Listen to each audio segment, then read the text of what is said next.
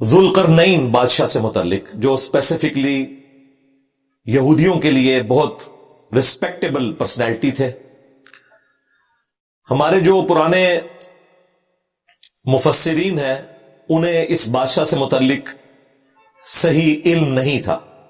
یعنی آج سے 150 سال پہلے تک جب تک کہ ذوالقرنین بادشاہ کا مجسمہ دریافت نہیں ہوا تھا ایران سے، اس وقت تک کسی کو نہیں پتا تھا کہ یہ ذوالقرنین بادشاہ کون ہے. بعض پرانے لوگوں نے سکندر اعظم کو ذوالقرنین ڈکلیئر کر دیا کیونکہ وہ بھی قبل از مسیح تھا، لیکن اس کا تو کوئی کردار موحدانہ ہے ہی نہیں تھا، وہ تو مشرک تھا. اس کے علاوہ بھی چند مختلف بادشاہوں کے حوالے سے لوگوں نے لکھا، لیکن کسی کو ڈیفینیٹلی نہیں پتا تھا. یہ جس ایرا میں ہم بیٹھے ہیں، ہماری خوش نصیبی ہے کہ ہمیں ذوالقرنین بادشاہ سے متعلق وہ انفارمیشن حاصل ہے جو پچھلے آلموسٹ 1250 سال تک کسی کو نہیں پتا تھی، جب تک کہ کھنڈرات نہیں ملے تھے ایران کے اندر اور ان میں سے مجسمہ ذوالقرنین کا نہیں نکلا تھا. وہ جب نکلا تو پھر پوری ہسٹری سامنے آ گئی. اور سب سے پہلے اس ماڈرن ایرا میں مولانا ابوالکلام آزاد رحمہ اللہ تعالی نے اس ٹروتھ کو ریویل کیا، اور ان کی ایفرٹ پوری دنیا میں مانی جاتی ہے. مولانا مودودی رحمہ اللہ تعالی نے اسے ایکسپٹ کیا، ڈاکٹر اسرار صاحب نے ایکسپٹ کیا، اور سب سے بڑھ کر اہل حدیث علماء جو بڑے ہارڈ لائنر ہیں مولانا ابوالکلام آزاد کے حوالے سے، چونکہ وہ بنو امیہ کے حوالے سے کافی سخت موقف رکھتے تھے اور انہوں نے اہل البیت کا مقدمہ بھی لڑا، لیکن یہ بات ماننے پر وہ بھی مجبور ہوئے. آج بھی سعودی عرب سے جو قرآن کی تفسیر تقسیم کی جاتی ہے احسن البیان، وہ ایک پاکستانی اہل حدیث عالم صلاح الدین یوسف صاحب کی لکھی ہوئی ہے. انہوں نے بھی اس کی تفسیر میں لکھا کہ یہ کریڈٹ ابوالکلام آزاد کو جاتا ہے کہ انہوں نے وہ بندہ ڈھونڈ لیا ذوالقرنین اصل میں کون تھا، کیونکہ قرآن میں تو اس کا کریکٹر آیا ہے موحدانہ، سکندر اعظم تو وہ ہو نہیں سکتا. جب وہ مجسمہ نکلا تو اس مجسمے میں ایک ٹوپی تھی جس کے اوپر 2 بڑے سینگ بنے ہوئے تھے. تو پھر ان کو پتا چلا کہ یہ پرشین امپائر کا جو بانی ہے سائرس، کنگ سائرس، کیخورس عربی زبان میں، اور ذوالقرنین جو قرآن میں ذکر ہوا، یہ وہ بادشاہ ہے جس نے پرشین امپائر کی بنیاد رکھی نبی صلی اللہ علیہ وآلہ وسلم کی دنیا میں تشریف آوری سے 1000 سال پہلے آلموسٹ. یہ الگ بات ہے کہ پھر اس کے بعد وہاں پر قبضہ ہو گیا، یعنی اسی لیگیسی کو آگے لے کے چلے آتش پرست لوگ. اس لیے جب نبی علیہ السلام دنیا میں آئے تو اس وقت حکومت تھی آتش پرستوں کی. 2 ہی سپر پاورز تھی، رومن امپائر تھی جس پہ حکومت تھی کرسچنز کی، اور وہ بھی نبی علیہ السلام کی پیدائش سے آلموسٹ سمجھ لیں 150 سال پہلے حکومت ہوئی تھی، ورنہ وہ بھی بت پرست تھے. 337 عیسوی میں کانسٹنٹائن بادشاہ تھا جس نے مرنے سے پہلے کرسچینٹی قبول کر لی، اور اس کے بیٹے کانسٹنٹائن 2 نے پھر قسطنطنیہ شہر بھی بنایا اور کرسچینٹی کو پوری رومن امپائر میں نافذ کر دیا، کیونکہ اس زمانے میں بادشاہ کا دین جو ہے وہ رعایا کا دین ہوتا تھا. اور پھر یہ ایک ٹسل شروع ہوگی، ایک طرف خدا کے ماننے والے تھے یعنی رومن امپائر، اور دوسری طرف آگ کی پوجا کرنے والے پرشین امپائر. لیکن پرشین امپائر کا سٹارٹ جو ہے وہ ایک مسلم بادشاہ کے ذریعے ہوا تھا جس نے اپنے جوانی کے عرصے میں کسی وقت کے پیغمبر کی صحبت کی ہوئی تھی، اور پھر اللہ تعالیٰ نے اسے فتوحات دی. اس کی سلطنت مشرق سے لے کر مغرب تک پھیلی ہوئی تھی. اسی وجہ سے وہ اپنے سر پر ایسی ٹوپی پہنتے تھے جس پہ 2 سینگ مینڈے کے لگے ہوئے تھے، جو 2 امپائرز کا سمبل تھے کہ مشرق سے لے کر مغرب تک. مشرق میں بلوچستان تک ان کی حکومت تھی، اور مغرب میں میڈیٹرینین سی جسے آپ بحر روم کہتے ہیں وہاں تک ان کی حکومت تھی، اور شمال میں ان کی حکومت کوکاف تک تھی. اتنی بڑی ان کی امپائر تھی.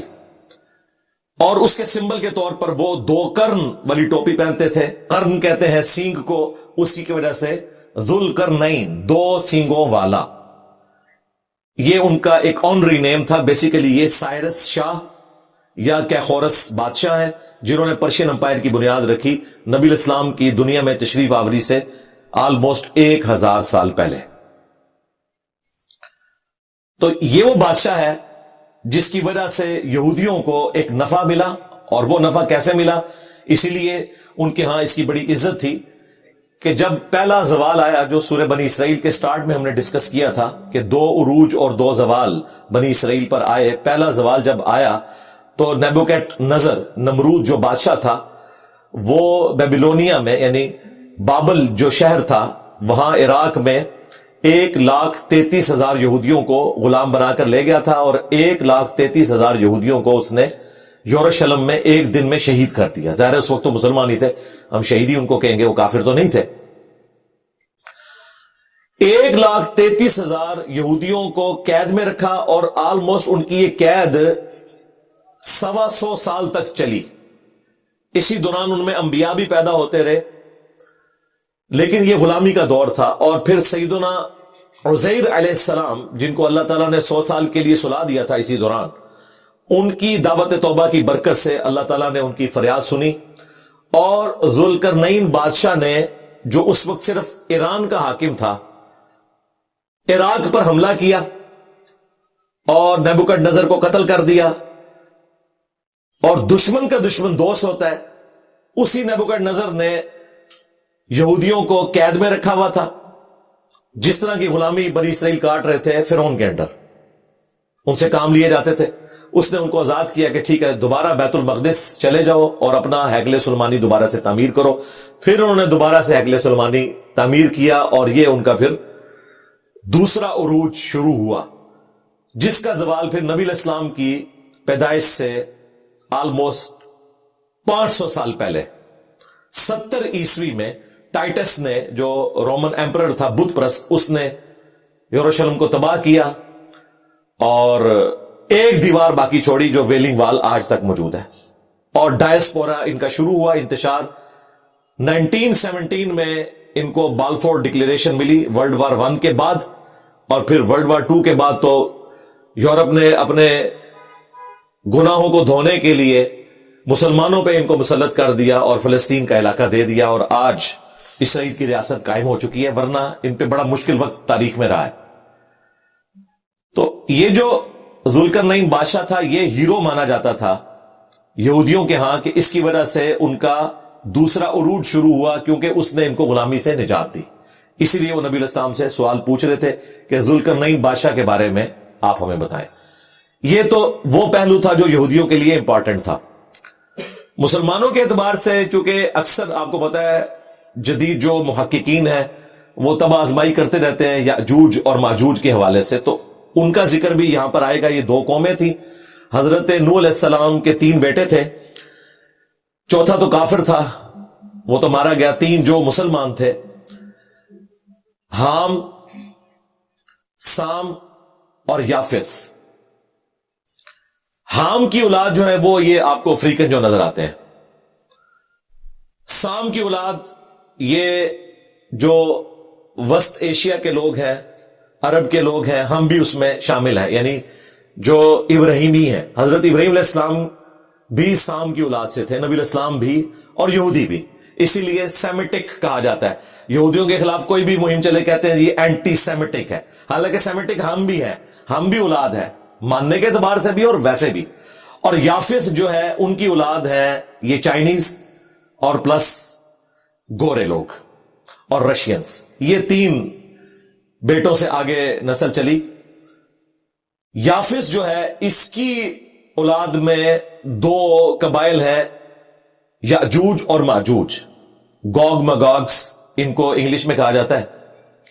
اور ان کے والے سے مختلف جو آج کل کے جدید مفکرین ہیں انہوں نے کہا کہ یہ جو چائنیز ہیں یہ وہ قومیں ہیں، کیونکہ یہ بھی اسی یافث کی اولاد میں سے ہیں. اور دوسرے یہ گورے بھی تو دیکھیں یاجوج ماجوج کھل چکے ہیں.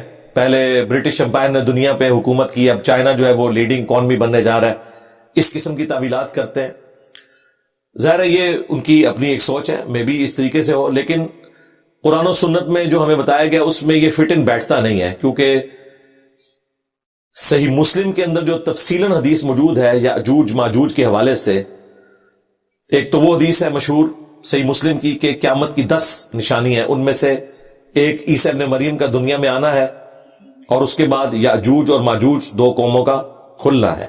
اور دوسری جو مسلم شریف کی تفصیلاً حدیث ہے جس میں عیسیٰ ابن مریم دجال کا قتل کریں گے، اس کے بعد یاجوج اور ماجوج کھول دیے جائیں گے اور وہ پوری زمین پر پھیل جائیں گے، اور کوئی جگہ نہیں چھوڑیں گے، جہاں سے گزریں گے پانی پی جائیں گے، کھیتیاں برباد کر دیں گے، حتیٰ کہ مسلمانوں کو ان کے فتنے سے بچانا مشکل ہوگا۔ عیسیٰ ابن مریم کو اللہ تعالیٰ وحی کے ذریعے بتائیں گے کہ آپ مسلمانوں کو لے کر کوہ طور پر چلے جائیں، وہ وہاں پر لے کے چلے جائیں گے، یہ باقی دنیا میں تباہی مچائیں گے، اور پھر عیسیٰ ابن مریم دعا کریں گے، اس دعا کی برکت سے اللہ تعالیٰ ان کی گردنوں میں کوئی کیڑے پیدا فرمائے گا، کوئی وائرس ہوگا، وہ مارے جائیں گے، اور پھر ان کی لاشوں سے زمین بھر جائے گی، پھر اللہ تعالیٰ کی طرف سے غیبی پرندے آئیں گے جو ان کی لاشوں کو اٹھا کر لے جائیں گے، اور ان کے جو تیر ہیں وہ 7 سال تک مسلمان ایندھن کے طور پر استعمال کریں گے۔ یہ صحیح مسلم میں پوری تفصیلاً حدیث موجود ہے۔ اس سے تو یہ لگتا ہے کہ یہ قوم جو ہے وہ دجال کے قتل کے بعد کھولی جائے گی۔ اس کی بھی تعویل جدید مفکرین کرتے ہیں، وہ کہتے ہیں بالکل ایسا ہی ہونا ہے۔ پہلے یافس کی جو یہ اولاد ہے یورپین اور امریکن، ان کو مسلمان شکست دیں گے، دجال کو قتل کریں گے، چائنیز اس وقت تک نیوٹرل ہوں گے، اور پھر چائنیز جو ہیں وہ پوری دنیا میں پھیل جائیں گے، کیونکہ ان کی پالیسی ہے کہ وہ کسی سے جنگ نہیں لڑتے، لیکن اینڈ پہ یہ بھی نکلیں گے اور دیکھیں چائنیز جو ہیں وہ کوئی چیز نہیں چھوڑتے، مگرمچھ ہے تو وہ کھا جاتے ہیں، مینڈک وہ کھا جاتے ہیں، سانپ وہ کھا جاتے ہیں۔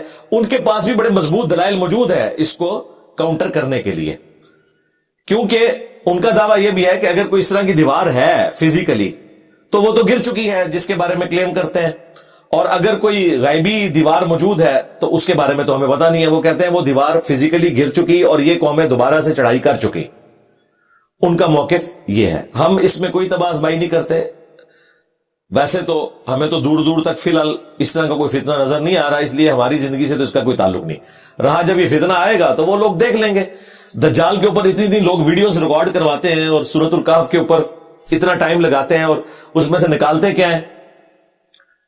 اپنا لقمہ اس کے منہ میں ڈالتے ہیں۔ ہم نے تو واضح بتایا کہ صحیح مسلم میں حدیث ہے، جو سورۃ الکہف کی پہلی 10 آیات حفظ کر لے گا دجال کے فتنے سے بچ جائے گا۔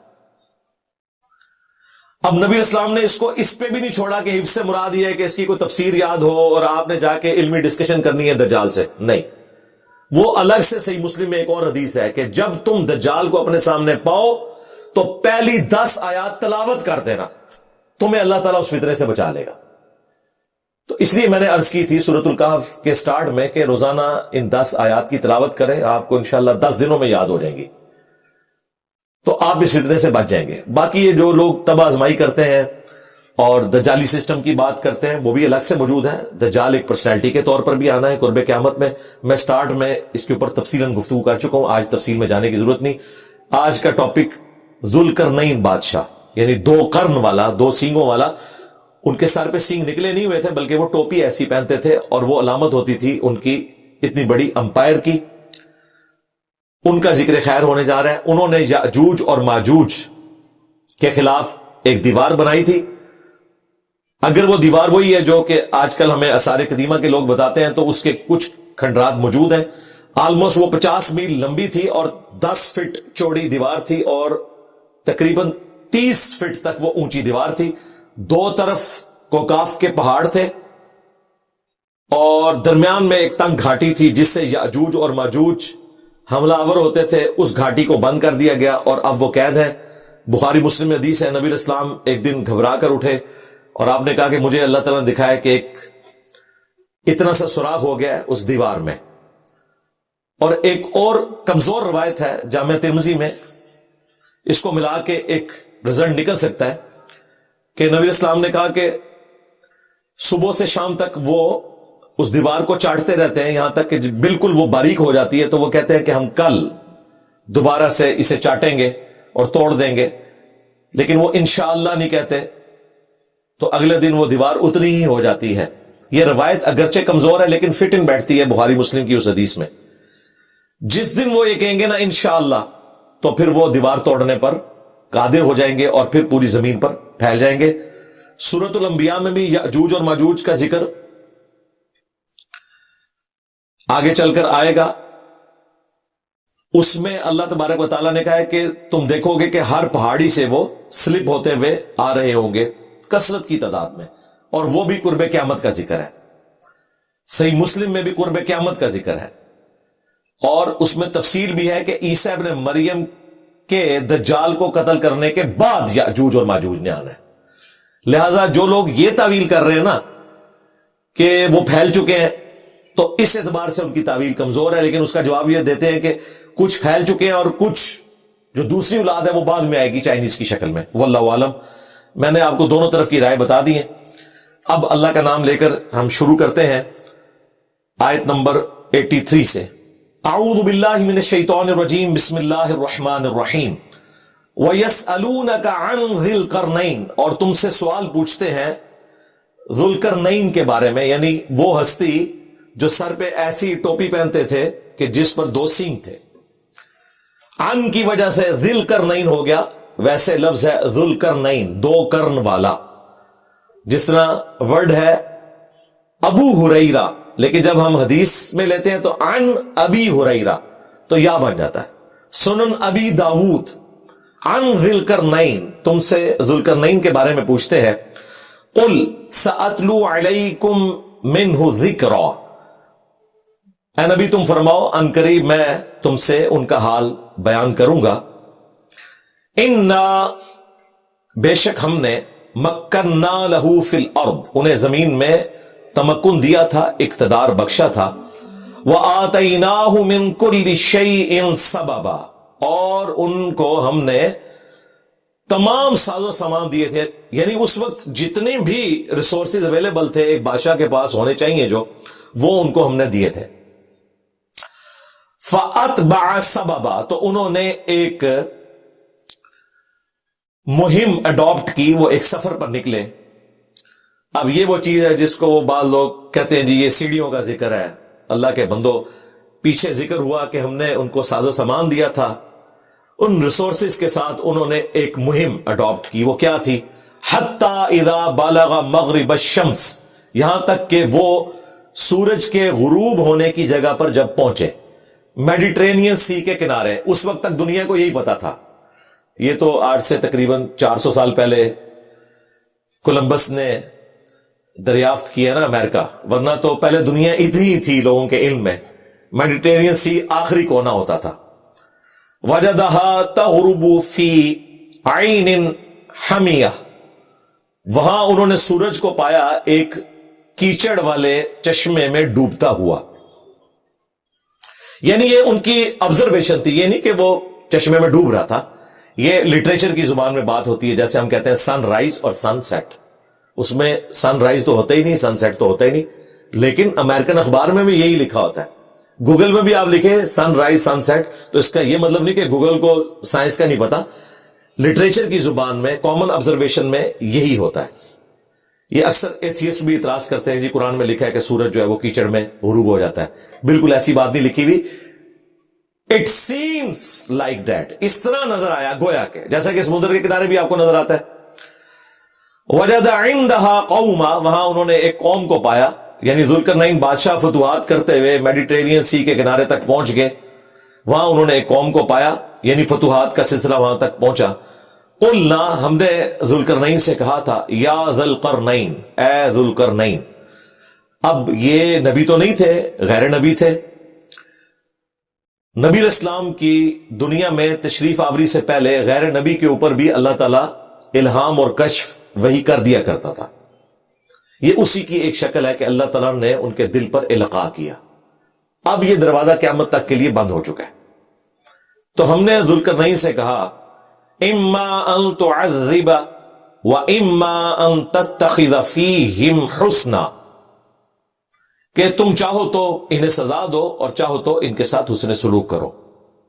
یہ ہم نے اختیار دے دیا کہ یہ تمہاری رعایا ہے۔ عذاب ظاہر ہے ان کو ہی دینا ہے، اللہ کا ماننے والا عذاب انہی کو دے گا، سزا انہی کو دے گا جو اللہ کے احکامات کو توڑیں گے، اور اچھا سلوک ان کے ساتھ ہوگا جو شریعت کی پابندی کریں گے۔ اور اس کو کلیریفائی بھی کر دیا گیا۔ قال، تو ذوالقرنین نے کہا، اما من ظلم، کہ جو کوئی بھی ظلم کی روش اختیار کریں گے، فسق کریں گے، حقوق العباد پامال کریں گے، فسوف نعذبہ، تو عنقریب ہم انہیں سزا دیں گے، ثم يرد الى ربہ، اس کے بعد لوٹا دیا جائے گا اسے اس کے رب کی طرف، فیعذبہ عذابا نکرا، تو پھر وہ بڑا عذاب دے گا. یعنی دنیا میں اگر توبہ نہ کی تو پھر بڑا عذاب آئے گا، ورنہ دنیا میں اگر کسی نے سزا بھگت لی پھر آخرت کا عذاب اس کے لیے نہیں ہے. وَأَمَّا مَنْ آمَنَ، اور جو کوئی ان میں سے ایمان لایا، وَعَمِلَ صَالِحًا، اور اچھے اعمال کیے، فَلَهُ جَزَاءً الْحُسْنَى، تو اس کے لیے پھر اچھا بدلہ ہوگا دنیا میں بھی اور آخرت میں بھی. وَسَنَقُولُ لَهُ مِنْ أَمْرِنَا يُسْرًا، اور ہم اسے حکم دیں گے ایسے احکام بجا لانے کا جو آسان ہوں گے. دنیا میں بھی شریعت کی آسانی اس کے لیے ہوگی، اللہ تعالیٰ دنیا میں بھی حکومت کا حصہ دار بھی اسے بنا دے گا، اور آخرت بھی اس کے لیے ہوگی. تو یہ پہلی جو ان کی مہم تھی وہ مکمل ہوئی. اب دوسری مہم کا ذکر آ رہا ہے. ثم اتبع سببا، اس کے بعد انہوں نے ایک اور راستے پر سفر اختیار کیا.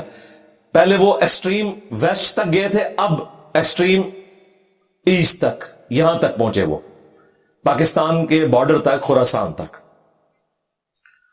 حتی اذا بلغ مطلع الشمس، یہاں تک کہ جب وہ سورج کے طلوع ہونے کی جگہ پر پہنچے، وجدها تطلع على قوم لم نجعل لهم من دونها سترا، تو وہ جب اس جگہ پر پہنچے جہاں سے سورج نکل رہا تھا، تو انہوں نے وہاں ایسی قوم کو پایا کہ ان کے اور سورج کے درمیان کوئی ستر باقی نہیں تھا، کوئی پردہ نہیں تھا. یعنی یہ بلوچستان یہ پورا ایریا اگر آپ دیکھ لیں، یہ پورا ریگستانی ایریا ہے، 3 ملکوں میں پھیلا ہوا، افغانستان، پاکستان اور ایران میں.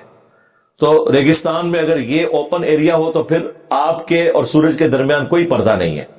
وہاں انہوں نے ایسی قوم کو پایا، این ممکن ہے ان کے پاس صرف وہی قبائلی جس طریقے سے جھونپڑیاں لگا کے رہتے ہیں اور ان کو سورج کی تپش کا سامنا کرنا پڑتا ہے، اس حالت میں انہوں نے پایا.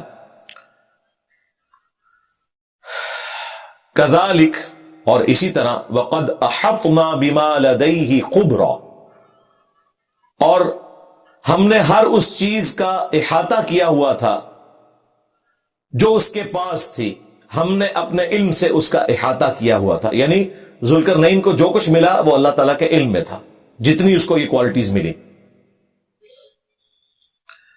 ثم اتبع سببا، اب یہ تیسرا سفر انہوں نے اختیار کیا. پہلے ایکسٹریم ویسٹ کی طرف یعنی مغرب کی طرف، پھر ایکسٹریم ایسٹ کی طرف جہاں تک وہ جا سکتے تھے، اور اس کے بعد اب شمال کی طرف، کوکاف کی طرف. تیسرا سفر انہوں نے اختیار کیا.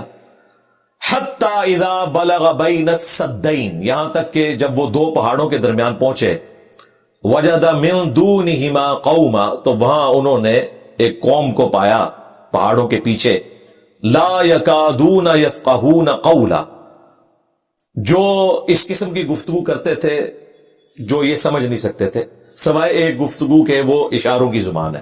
یعنی ان کی کوئی مشکل قسم کی زبان تھی جو سمجھ آنے والی نہیں تھی، بہرحال اشاروں کے ذریعے انہوں نے اپنی بات پہنچا لی. اور وہ کیسے پہنچائی؟ قالو، انہوں نے عرض کی، یا ذی القرنین، اے ذو القرنین، ان یأجوج و مأجوج، بے شک جو یأجوج اور ماجوج 2 قومیں ہیں، مفسدون فی الارض، انہوں نے زمین میں بڑا فساد مچا رکھا ہے. فہل نجعل لک خرجا، تو کیا ہم آپ کے لیے ایک خراج مقرر کر دیں، آپ کو ایک ایسا ٹیکس دیں، اور اس کے بدلے میں علی ان تجعل بیننا و بینہم سدا، کہ آپ ان کے اور ہمارے درمیان ایک دیوار کھڑی کر دیں تاکہ وہ یہ لوٹ بازاری والا معاملہ ختم ہو جائے. یہ جو درمیان کا آلموسٹ کوئی 50 میل کا فاصلہ تھا،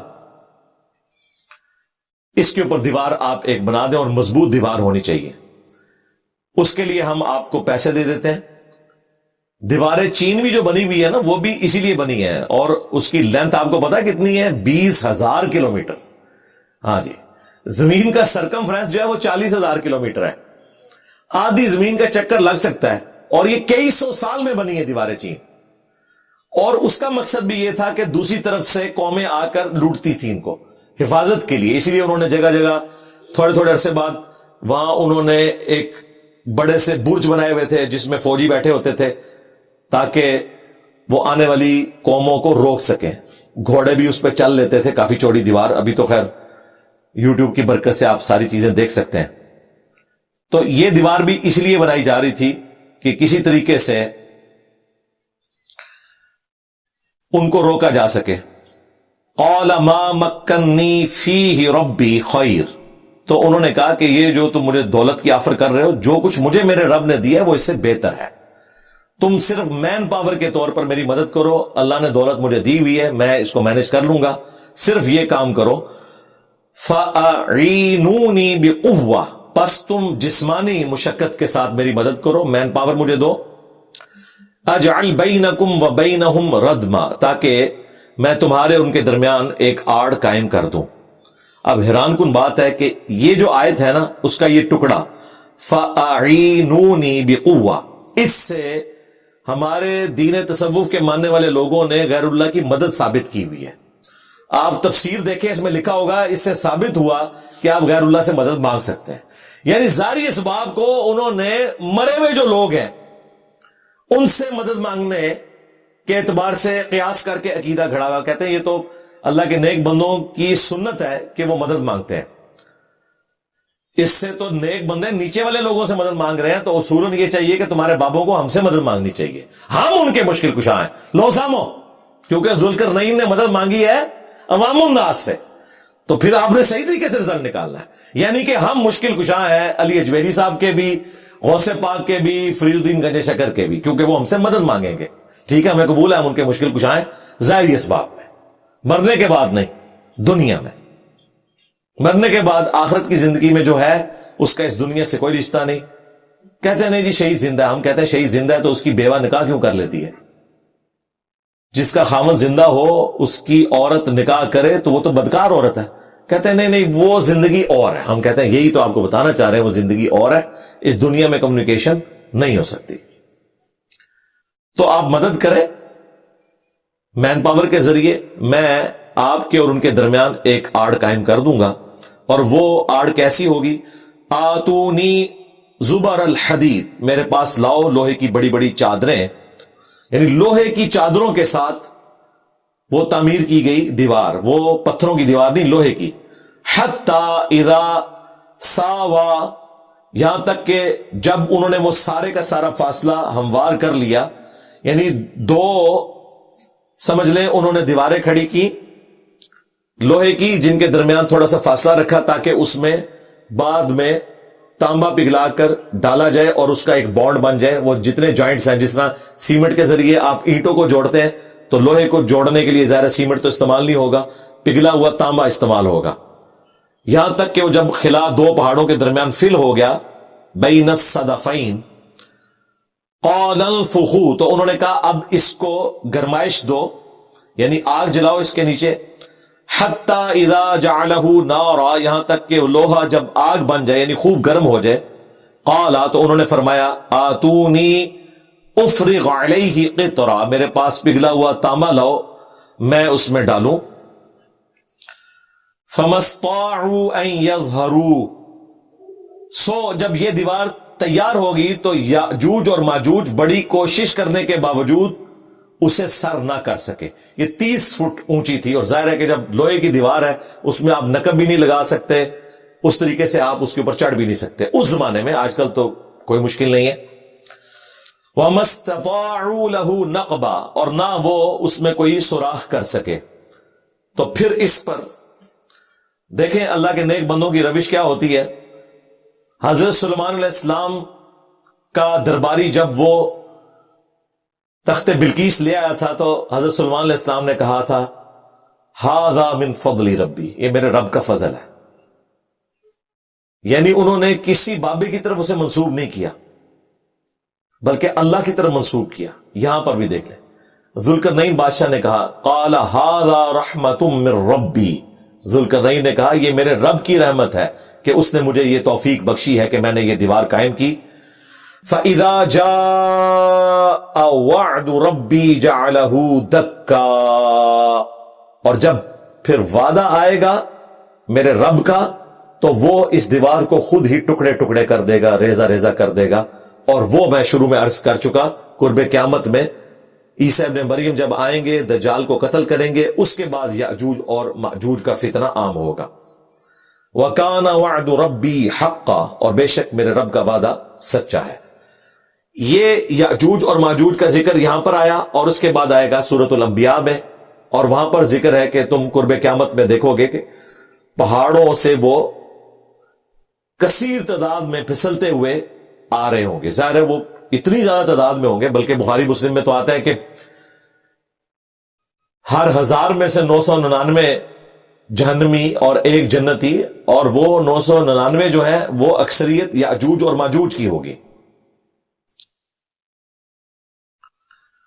وَكَانَ وَعْدُ رَبِّي حَقًّا, اور بے شک میرے رب کا وعدہ سچا ہوا کرتا ہے.